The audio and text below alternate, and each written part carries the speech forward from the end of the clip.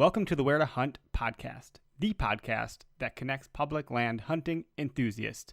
Today is September 5th, 2017. I'm your host, Eric Clark, and this is episode number 45, Mental Toughness in Hunting. I don't know about that in hunting part. We'll see how that goes. But in any case, I had guest Cole Sickafoose on the show two separate times, very similar to the Scent Crusher podcast where I had them on two separate times, mainly because of technical errors. So I do apologize in advance for the quality of this episode in terms of the audio quality, but the quality of the topic and the content is top-notch. So go ahead and take a listen to this episode with Cole. It's a great episode that touches on fitness and hunting and how those two are very closely related for obvious reasons. And as you're getting ready for the bow opener here in Wisconsin and many other states across the country, there are a lot of things that you can do as a hunter to prepare yourself. Even if it's in short order or if you've been preparing all summer long, you know, when you're getting outside, it's good to be as in good a shape as you could be, especially if you're going to be dragging a deer out of the woods. So I hope you enjoy this episode. Cole's got a lot of great information, and if you haven't heard of him, you'll hear from him where to go find him just to see how buff this guy really is and what he actually knows about fitness and hunting. He's got the chops to back it up. So we're going to welcome our guest of the week to the show today. Today we have with us Cole Sickafoose of Ohio. Cole, thanks for being on the show. Thanks for taking time out of the woods or off the lake or out of the river to come hang out with me today. Yeah, you nailed it with coming out of somewhere. I'm always in the woods or on the lake or in a river. And I was in all three this past weekend. Hell yeah. I hit them all. Ohio's got it going on. Yeah. Well, tell me or the audience a little bit about yourself. I think I laid out a couple questions here, but just kind of go through and introduce yourself insofar as, you know, your general background and all that. Yeah, absolutely. Like you said, my name's Cole Sickafoose from Ohio here. This is mostly where I do most of my hunting, which is bow hunting. I love bow hunting way more than anything else, but I'm not going to shy away from other stuff. I filmed for some shows on the Outdoor Channel a while back, and I think maybe like 1 minute of footage I ever filmed actually made it onto the Outdoor Channel. Seriously? Oh, man. Yeah, it is such a long process from start to finish. It's like by the time they edited out everything I filmed and then added all the stuff that from other guys and everything, it's like I was watching it one day and I was like, oh my gosh, that's me. Like I filmed that part right there, and then 2 minutes later it was something else. But wow, I never realized that. But yeah, it's it's crazy all the different stuff that goes into it. Yeah, that was with the first guys that I started out with, and then I hooked up with another team, Team Rip, and we put out some awesome videos. I think most of them should be still on YouTube. If not, follow them on Instagram. They're putting out some good stuff. Team Rip, R-I-P-P or R-I-P? It's Team Rip, R-I-P Outdoors. Awesome. And, yeah, they're still doing good. And actually, I haven't pursued it for other reasons, but the other guys on the team, they are all now filming and working with, I think it's Outdoor America on the Outdoor Channel. Okay. I think it's currently actually the longest running show on the Outdoor Channel. And quite often you can see a lot of our stuff on there. But between them being in and out of the industry, I've also had a fitness side to kind of the rest of my life. I've always wrestled out of high school and in high school, and then kind of took that into bodybuilding. And 4 years later, I think I've only missed probably easily can say I've only missed 1 week of lifting in the last 4 or 5 years. What were you doing that week of your life? Do you recall? You're probably chasing whitetail. Well, yeah, I'd like to. Well, okay, shit, that's another week. I was thinking, yeah. When I went to Wyoming, I was out in Wyoming for a week. Okay. Didn't technically work out, but yeah. I would argue that was a workout, you know. Absolutely. But yeah, it's between fitness and hunting, that's kind of consumed most of my life. Work-wise, I just took a business full-time this year. Did you start that from the ground up, or did you buy into that, or?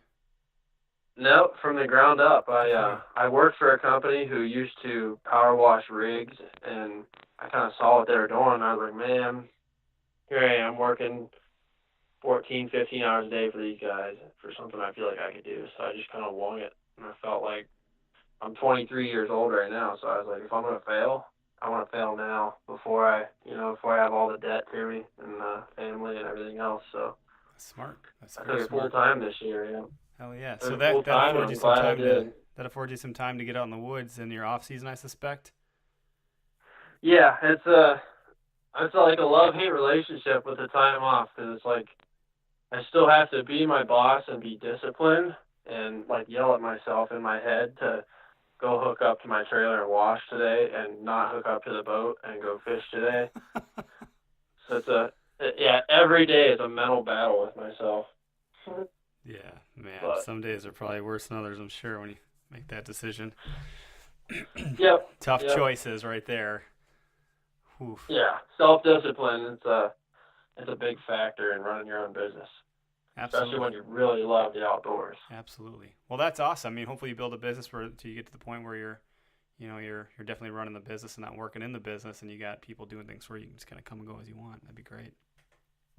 Yep, that's the plan. Well, so do you hunt mostly public land, private, or do you do a little bit of both? So it's earlier on in the years, kind of while I was in high school and whatnot, I hunted on our lease. We got a lease here in Ohio at roughly 1,800 acres. We're pretty fortunate to have it. It's been in the family for a long time between my dad and myself, and I think there's 10 or 11 other guys.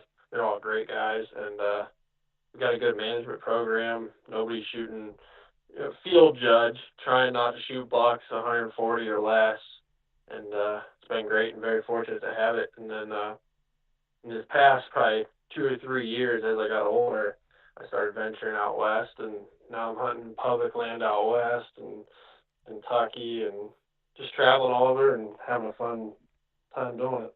That sounds great. That sounds really awesome. I hunt. Yeah, I'm Oh, go ahead. trying to get bow. Yeah, it's just trying to get bow tags wherever I can, really. So, do you find it pretty easy or difficult to hunt different states as far as their licensing and the different season dates and all that stuff, and trying to find their public land? Has that been a pretty decent experience, or has that been kind of tricky? Uh, eh, some places were and some places weren't. Because fortunately, being in and out of the industry years ago, I kind of had connections throughout. So I was able to call certain people and have those resources. My Wyoming antelope I shot, it was last October. That was all thanks to Matt Myers, North 40 Outdoors. He set me and my buddy up on the whole thing, and I'm very thankful for it. And then this year is like a complete opposite.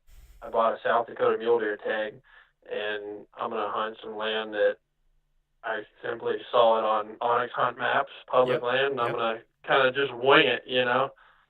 I have no idea what I'm gonna do. It's I better to kind of do. That's just it, though. You got to just do, and then whatever you're going to learn from, however it goes, successfully or unsuccessfully. You'll be like, well, that's the last. That's the last time I do that, or holy shit, it worked, and kind of just go from there. That's awesome. To just got to do it. That's the best way to be. yeah. I think a big difference between people that are successful, and this goes with business, fitness, I mean anything. I think a big factor is the people that take action, the people that they're not afraid to fail Yep. and they just go. You Yep. know, Because what you I'd learn rather from that is fail so and much better than yeah. just sitting there freaking. It's funny that you say that. So this is a little personal, but my background on my phone, my like little screen saver thing or whatever, it's a quote from a guy that I follow. You may have heard of him. Totally unrelated to hunting at the moment, but it's Gary Vaynerchuk. Have you ever heard of that guy? Oh yeah, Gary Vee. Yeah, Oh man, so I've been following him absolutely. since like 2013, which is kind of how this whole thing started for me, right? But he has a quote and it says, "Stop thinking, stop pondering, stop strategizing, stop debating, and just it says go do," which sounds like kind of like Nike, but I mean realistically, the more that's good that you do those things, you can for up to a point, but then you got to draw that line in the sand and you got to just do it because you're gonna learn more. That's exactly it, man. Yeah, you can learn more from experience, from trying and failing, than you ever will from YouTube videos. I don't care who you follow. You're gonna learn way more when you're there and when you're doing it. And I mean, I'm 23 years old. I I still live with my parents. I'm jumping in my truck and I'm driving to South Dakota, and I might see one mule deer. I might see zero. I might see 100. But the fact is, whether I come back successful or not, I'm gonna come back with that knowledge of, well, I know where not to go. You know. Exactly. Ruling it out. I know where not to go. Next Right. time I'll try. That's Yeah, I know awesome. where not to go. I know what tent to buy. I know what sleeping bag I wish I had. I know, you know. You got it. That's And now awesome. I know, yeah, I know just from doing research and whatnot. I know, found your app, and if I'd had it out in Montana, or I mean Wyoming last year, it would have saved me a lot of trouble. And this year when I go, I know it's going to help me out a ton. That's And it's awesome. all a learning That's factor. awesome. That's great to hear. Thanks for that shout out there too. Little plug in, Can never get enough of those. I right? actually try to run ads in this podcast, but forget it. I don't want to piss people off and bore them. But one of the things I want to circle Right. back around to, so I've kind of haphazardly, dipped my toe in the whole fitness realm, but not in the sense that you have. I've never done the bodybuilding competition. I don't have the I don't want to say the discipline. I probably don't have the consistency to especially on the diet side of things. I think the gym can be way more fun, but when it comes to the kitchen, man, I fall apart.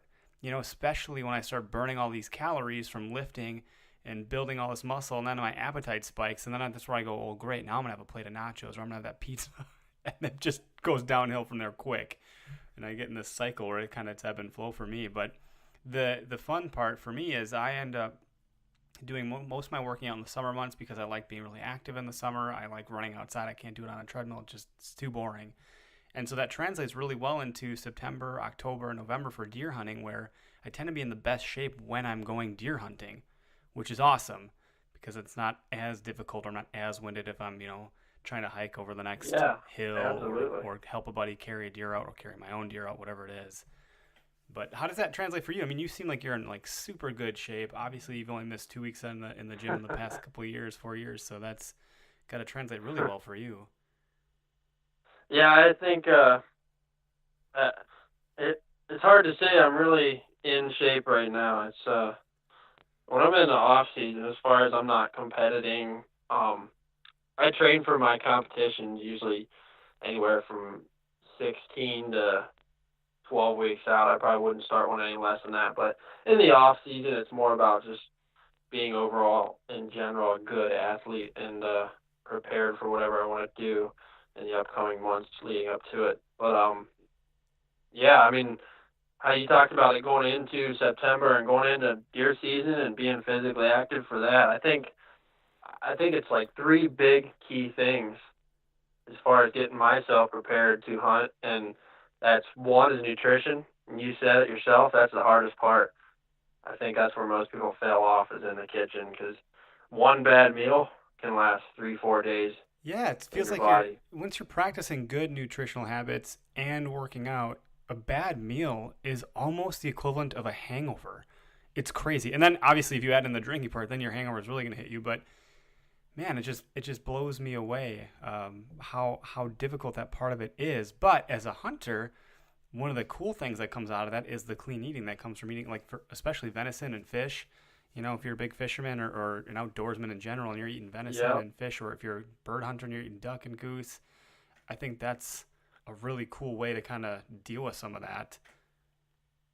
yeah. I think my last competition when I was still at like 16, I think it was about 16 weeks out when I started it, and my trainer at the time was having me eat, it was like a pound of burger or something, and I was like, you know what, I'm gonna look online, and I figured out the nutrition facts for a pound of burger per day of deer meat opposed to grass-fed beef, Yep, or I think I even threw in some antelope in there, and I was able to fit that into my diet plan and get cut up that's eating awesome. the animals I harvested the year past. And Yeah, and it was surprising. Well, I guess not surprisingly, but the antelope was the least amount of fat per pound, and then it was, and then the beef, and then the deer.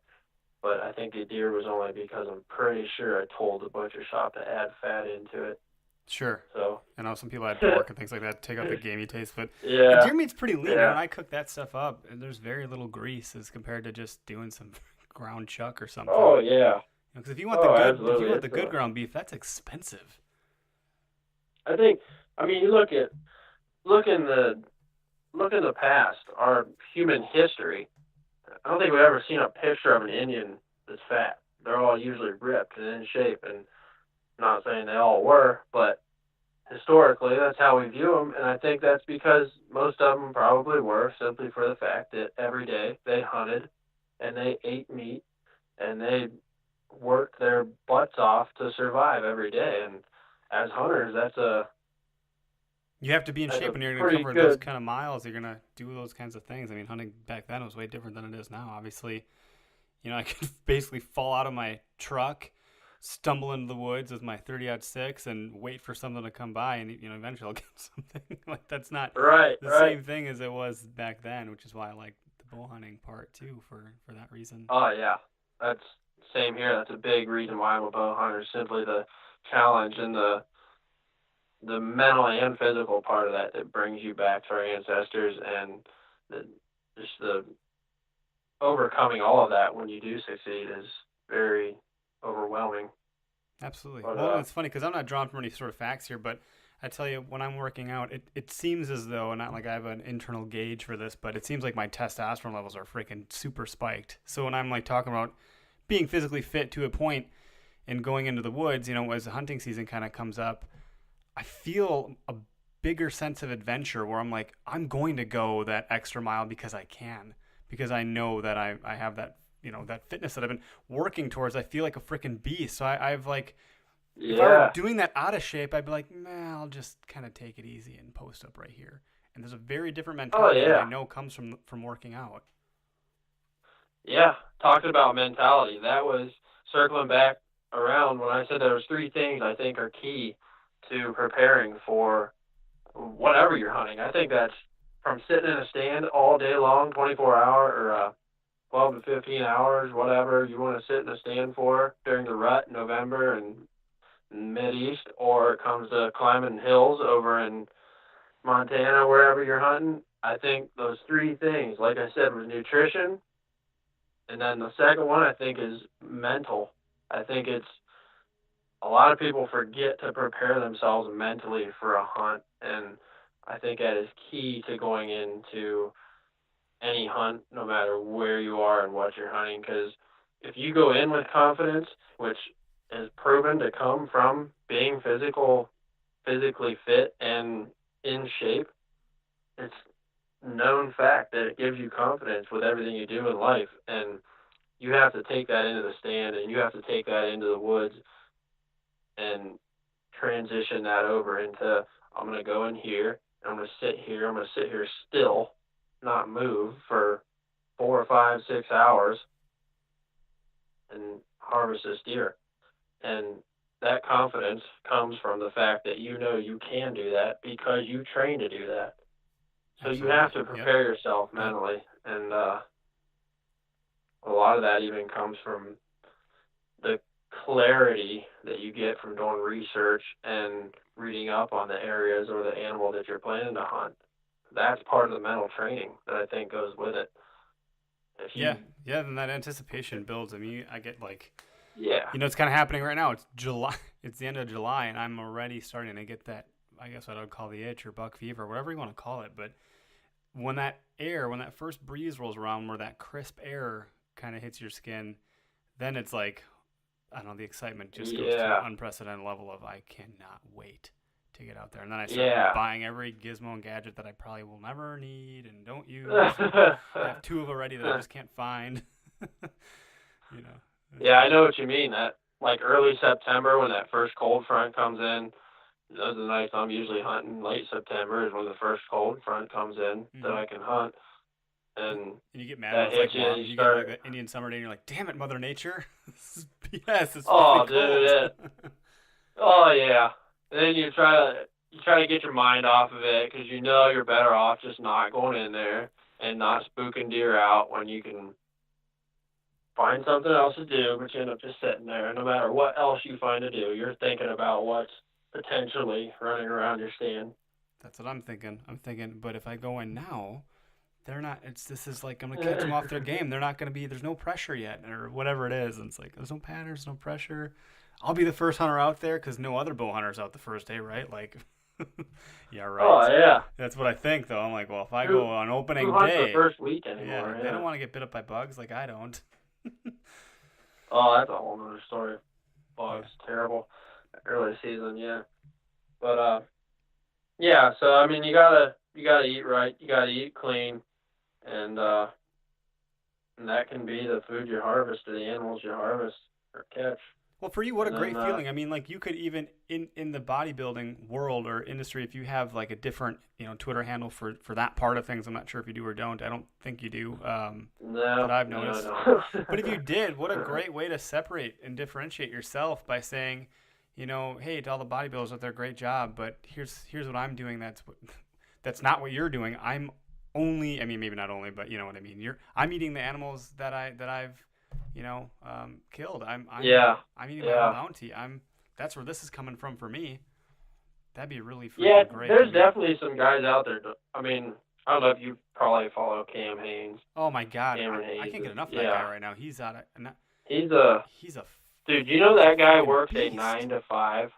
Yeah, I was just hearing that on the Joe Rogan podcast where they were talking about Yeah, him, and they're like, dude, that guy does that on his lunch break, climbs yeah. He mountains. works a 9 to 5 and then takes an hour lunch break to go run the mountain. That is where the mental part comes in, because it's not as hard to get in shape to go run the mountain, Yep. but to have that mental strength in your head to work a 9 to 5 and still find time to go run every single day It's pretty clear that and guy up a doesn't need mountain to to be boot. working. Let's just put it out there. Like, he does not need a 9. I don't think Oh, he needs a 9 to 5. I don't know what he's still doing. That's what they were they talking said about. I'm just like, what is he doing? yeah.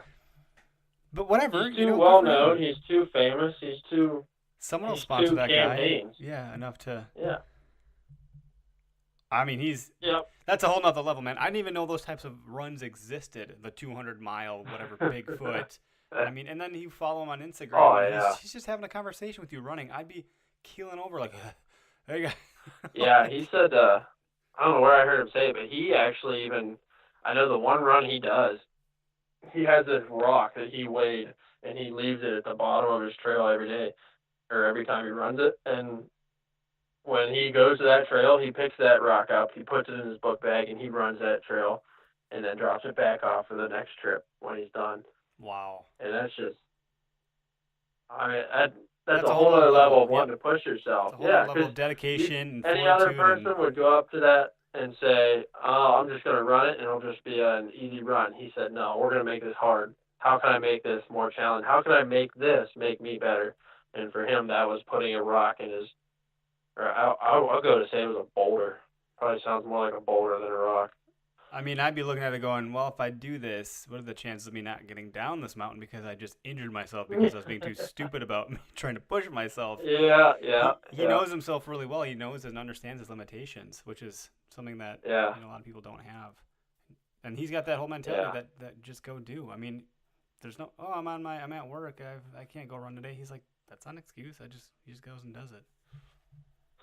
Yeah, there's him and so there's Run to Gun. I think Jordan. I can't think of his last name. He does a lot of South Dakota hunts. All right. He's got some pretty cool videos on YouTube. And then another one, Whitetail Fit. I just recently found him, but I'll have kind to of check plugging those all these guys out. guys for him. Yeah, no, that's Yeah. cool. But isn't tell me if I'm mistaken, isn't Cameron, is he also like a really, really good archer too? Oh yeah. That's how I first heard about him, I think, and the running thing yeah. came afterwards. I'm like, wait, what? And then I got confused. It was the same person or not. Yeah, every once in a while, his Instagram stories will he'll have someone film him shooting just like 100-yard shots. And if I'm not mistaken, I heard him say he does that, if not every day, at least. every other day or something. 100-yard plus shots, 100-yard shots. That's unbelievable. Man, that's crazy. And then, like, what do you do when you go on a vacation? You just you have such a high from doing those things, you probably don't even need it. Well, I think if I had to guess, he uses his vacation days to go hunt. So I'm sure his vacation days are probably another Hunting workout. Something epic, yeah. Another day up the mountain, yeah, another challenging. He's big on backcountry hunting. He's an animal, man. He really is. That's the definition of beast in my book, if I ever heard of one. Yeah. You know. And he himself, he's a prime example. You look at him, he for the most part probably stays between, if I had to guess, around the 9, 10, 11, 12% body fat range, which is pretty good. Mm-hmm. And he eats the crap out of all of his animals. And he's constantly eating elk, deer, mule deer, something, whether he got it or the vast majority of the people he knows giving him meat. They may or may not, but I assume he gets some stuff from other people. So he's constantly eating that stuff, and dude's all around. And he's not young either, right? Like, he's at least late 30s, early 40s. It's my guess just by looking at him. I could be wrong, and I don't want to guess. I don't want him to hear this episode and be like, you sons of bitches. That's what I was going to say. I don't want to guess and be wrong, because I feel like he'll make that run to my house. He probably could, too. Yeah, that's right. Yeah. Well, if anyone listening hears this one and knows him, I'd love to have him on the show. I'll try to chisel away at that one for a while. Starting right there is my first whack at it. Yeah. Tag him in it. There you go. And then we could all follow him on the app. We could all see him running through the mountains on the Where to Hunt app. That'd be fun. Yeah. Well, cool. Yep. Where can people find you, Cole? How do they get in touch with you if they want to? If they have, maybe they have questions about, fitness or lifting, or even maybe like nutrition or dietary stuff, or they just want to shoot the breeze and talk like we did about hunting or fishing or anything of that nature, or maybe they need you for business. Where can they find you on Instagram and Facebook? Yeah, absolutely. Like you said, if anybody has any questions, anything, I think there's 3 things everybody needs to know before they go out into the woods, and that is that they are mentally prepared and physically prepared as far as what you eat, and then get your mobility down. Stretch. I don't care if you do yoga. I do yoga every now and then. It's so unbelievably good for you, and that's going to come into pulling your bow back, having everything feel comfortable when you're in full draw, and holding that for as long as you need. So be physically fit, mentally fit, and be mobile. And if you need any more questions about that, you can get a hold of me. My Instagram is Cole Sickafoose, ColeSickafoose. And then I'm on Facebook. I think that's the only other social media I'm on. But Facebook, I guess, just look up the same name. Rock on. And then do you have a website for the business yet or no? No. I keep getting told to get a website, but I'm staying busy without one. So that's good. Until I start to slow down, I figure then I'll start looking into some other reasons. But I guess if anybody's in the Northeast Ohio area and you need your house washed, your driveway washed, or anything power washed, get a hold of me. Rock on. Well, hey, thanks again for taking time out of the outdoors to be on the Where to Hunt podcast. I appreciate you, chatting. Anytime, man. I appreciate it. Awesome. Yeah, we'll have to do another episode and maybe check back in, come closer to season or in season. And things are going all right. Yeah, I'm down with that. Yeah, absolutely. Cool, man. Well, you have a good one. All right. Well, I appreciate it. Everybody else have a good one as well as you. We'll see you. All right. Looking for a spot to hunt? Download the free Where to Hunt app for your smartphone today. Avoid hunters, see less people, see more deer. With the Where to Hunt app, you will know where other hunters are before you see them. Just search Where to Hunt from the App Store to download today. All right, so our tip of the week this week, since we're talking about fitness and hunting and preparation and bow season being right around the corner, it's a pretty simple tip, as all of them tend to be. It's going to be mental toughness, but I guess the tip is to get comfortable with being uncomfortable.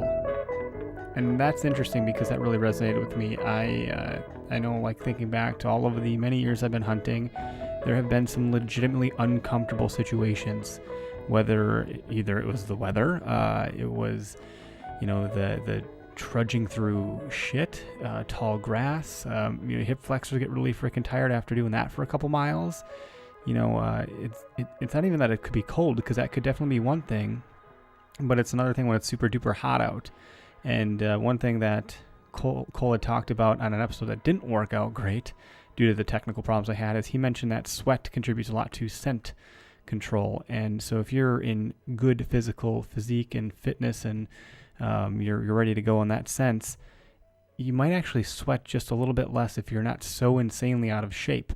And that could really help with your scent control, since we spend so much money, as we think about the last episode of the Where to Hunt podcast with Scent Crusher, that you could save money, but don't let all that go to waste. I guess it's not all in vain. So get comfortable with being uncomfortable is the tip I have. And that came from two different places, actually. One of them was from Cam Haines' website, which is CameronHaines.com. And that was a little bit more with getting comfortable with the unfamiliar. And they were talking about mixing up all sorts of things, whether it's in the gym to do muscle confusion. Otherwise, they talked about some other weird stuff like put your TV in the closet for a month, drive to work using a different route, change workout routines, yada, yada. So that's kind of speaking to life in general, but getting comfortable being uncomfortable, I think, resonated more just because, you don't need to go to the gym to do that cookie cutter elliptical training workout. That's not going to do much for you. Granted, something is better than nothing. But if you're really going to push yourself, you don't know what you're going to experience in the elements. And some of us hunt some pretty big country, whether it's the Nicolet National Forest of Wisconsin or you're out west somewhere doing mule deer hunts or hunting for elk, you definitely want to be training. So, we as hunters all know what it's like to be out in the woods and waking up 2 hours before the light and sitting in a rigid tree stand from dawn till dusk and fighting off fatigue midweek of, if you're doing like a 10-day hunt. I think we've all kind of been there. So that's the advice I have for you for this week. I hope you enjoy the show and the guest. Again, sorry for the quality. We'll get that fixed for the next episode. That all said, I hope you guys have a great day, and gals have a great day. Enjoy your ride into work, or if you're listening while you're on the elliptical or the treadmill, or you're out there pounding the pavement and you're hammering, just like Cameron Hayes says, keep hammering. Have a great day and hunt public.